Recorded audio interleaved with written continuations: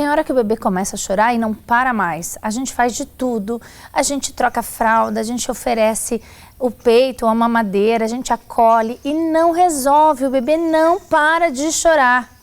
Bom, assista este vídeo que eu vou te explicar um pouquinho mais sobre o choro inconsolável.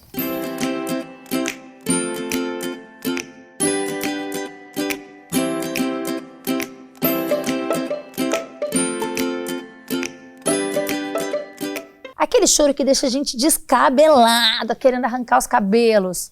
Porque o nosso bebê começa a chorar e apesar da gente fazer tudo, medicar, alimentar, trocar fralda, ninar, o bebê não para de chorar.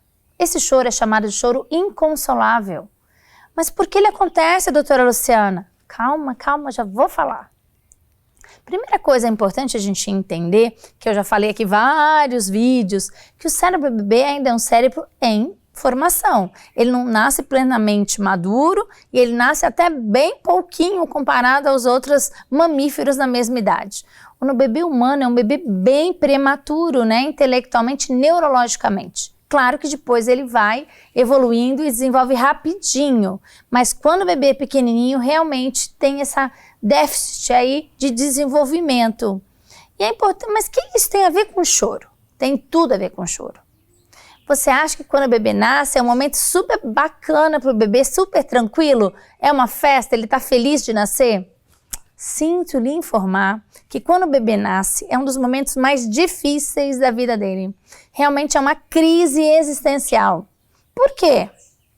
Bom, no útero estava uma temperatura, ambiente controlado, as alimentações vinham endovenosa, ele não precisava fazer esforço nenhum e ele nunca tinha fome, porque os alimentos vinham ali pelo sangue, ele nem tinha que fazer esforço para respirar, ele estava ali tranquilo, estava nadando aquela água morninha. É mais ou menos como se você passasse a morar num hotel 5 estrelas com todas as alimentações incluídas, tudo gratuito e você passasse na piscina, curtindo e de repente você fosse obrigado a se mudar para o Alasca.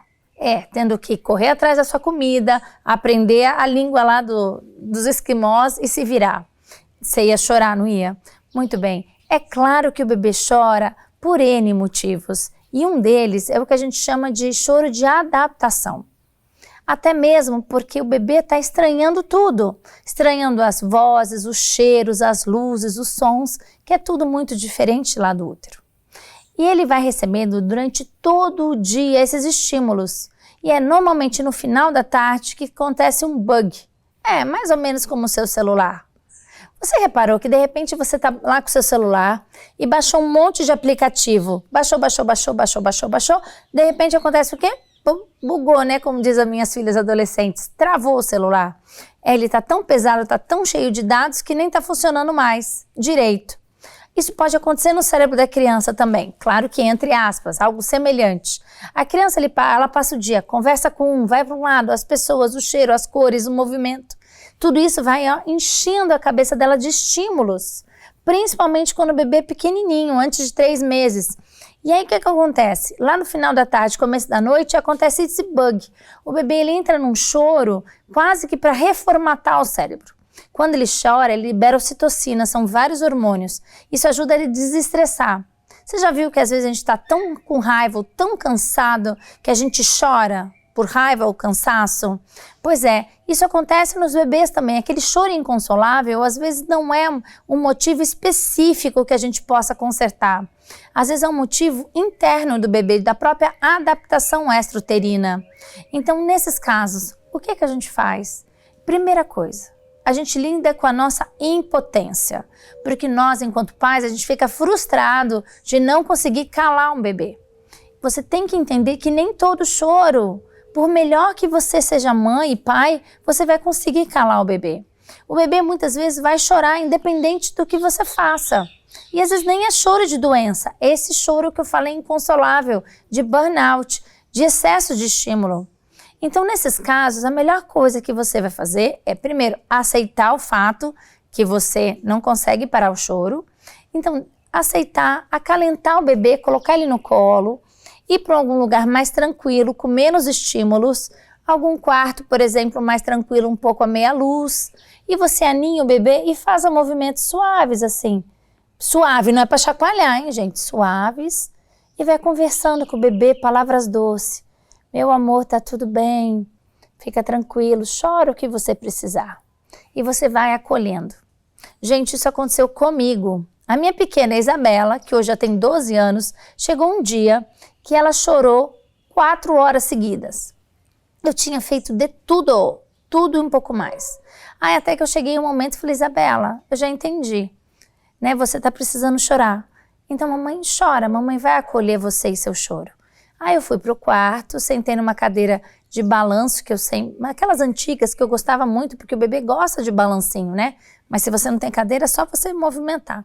Eu sentei e comecei a cantar uma música suave para ela e fui acalmando. Bom, depois de uns 45 minutos chorando no quarto, ela fez assim, respirou, suspirou e dormiu serenamente. E dormiu por horas, porque estava bem cansada por causa do choro. Então, às vezes o choro inconsolável, às vezes não é um problema de saúde, às vezes é um problema realmente de estresse, de excesso de estimulação. E a gente precisa aceitar e acalentar o nosso filho, a nossa filha, né? E deixar ela expressar o que ela precisa. Não sofra, porque nem todos os choros você vai conseguir resolver tão rápido como você gostaria. Agora, se você reparou que mesmo você acolhendo, acalentando, aquele choro tá piorando e tá virando um choro estridente, choro de dor mesmo, procure um médico, vá para um pronto-socorro e procure um médico. Sempre a gente tem que avaliar que é alguma coisa pior. Mas se é aquele chorinho mesmo de cansaço de final da tarde, que muita gente chama de cólica, você agora me entendeu. É esse choro de excessos. Então, boa sorte. Saiba que isso vai acontecer nos primeiros 3 meses, 4 meses de uma forma mais frequente e depois a idade cada vez menos. Muita paciência, muita respiração, muita oração, muito amor, que tudo vai dar certo. Ó, vou ficar aqui torcendo e orando por você.